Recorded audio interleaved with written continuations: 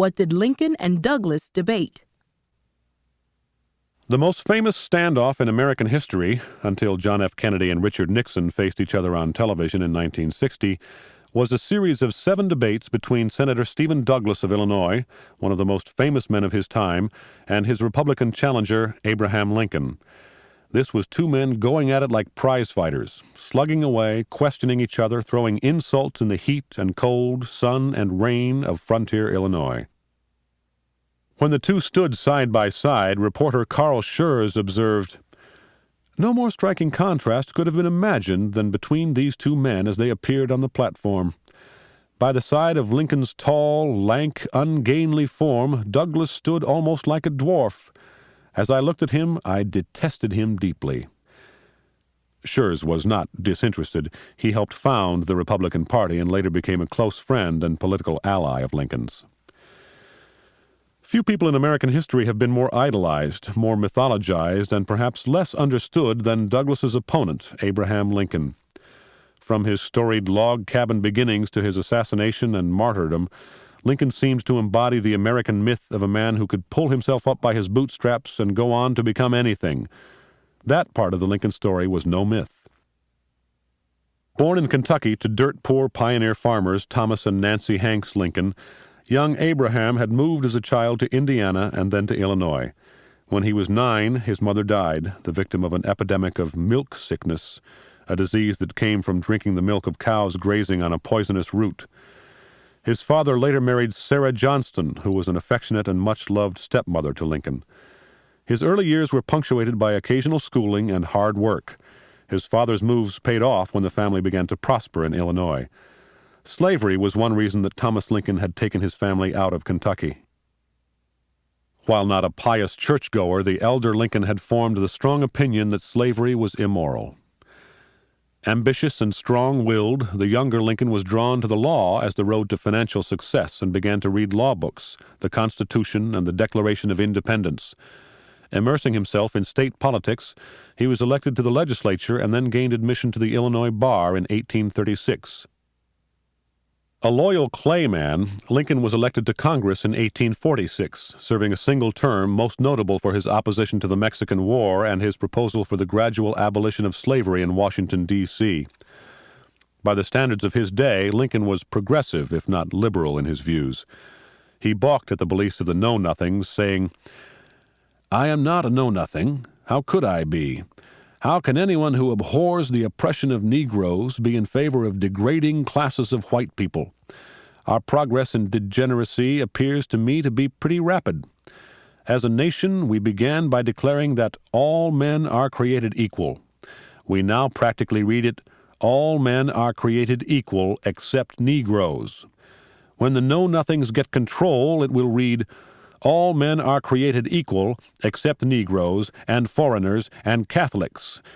When it comes to this, I should prefer emigrating to some country where they make no pretense of loving liberty, to Russia, for instance, where despotism can be taken pure and without the base alloy of hypocrisy." Convinced of slavery's immorality, Lincoln was not, however, an abolitionist. Believing that slavery was wrong, he also held that it was legal under the Constitution. A non-extensionist, opposed to allowing slavery to spread beyond its current boundaries, Lincoln thought it would gradually die out, echoing the same vain hope that Jefferson and Washington had voiced some 70 years earlier. By modern standards, much of what Lincoln thought and said about blacks would be called racist. He did not think blacks equal to whites in intellect or ability. He opposed the idea that blacks should vote, serve on juries, or intermarry with whites. For the sake of winning a state election, he was willing to keep emancipated blacks out of Illinois. Still, he did believe fiercely that blacks should be given the opportunity to labor for wages as white men were. Little known outside Illinois, Lincoln began to attract the attention of national Republicans with his speeches outlining what would become staple Republican principles: preservation of the Union, non-extension of slavery, a strong federal government committed to making improvements that would bolster the national economy. But when he was nominated to run for the Senate seat of the famous Democrat Stephen Douglas, there was only one issue between the 2 men: the future of slavery in America. And Douglas knew he was in for a fight. "I shall have my hands full," he said. "He is the strong man of the party, full of wit, facts, dates, and the best stump speaker with his droll ways and dry jokes in the West. He is as honest as he is shrewd." In the debates that followed from August to mid-October 1858, Douglas quickly took the offensive, trying to paint Lincoln as a fanatical abolitionist, a black Republican who wanted to put freed slaves on an equal footing with whites. He capitalized on what was then a common fear for whites, the specter of black men marrying or sexually assaulting white women. When abolitionist Frederick Douglass visited Illinois during the debates, he was driven through the town of Freeport by a local abolitionist family. Senator Douglas used the image to castigate Lincoln and his party. "If you black Republicans think the Negro ought to be on a social equality with your wives and daughters and ride in a carriage with your wife whilst you drive the team, you have a perfect right to do so." Lincoln responded to this counterfeit logic as he had before in public. "Because I do not want a black woman for a slave, I must necessarily want her for a wife. I need not have her for either. I can just leave her alone." He had also noted that if the mixing of races were the true concern, slavery had done much more to foster that situation. Of more than 405,000 mulattoes counted in the United States, nearly 350,000 of them lived in the South. Lincoln argued that Republicans, by excluding slavery from the territories, would curtail this amalgamation of the races.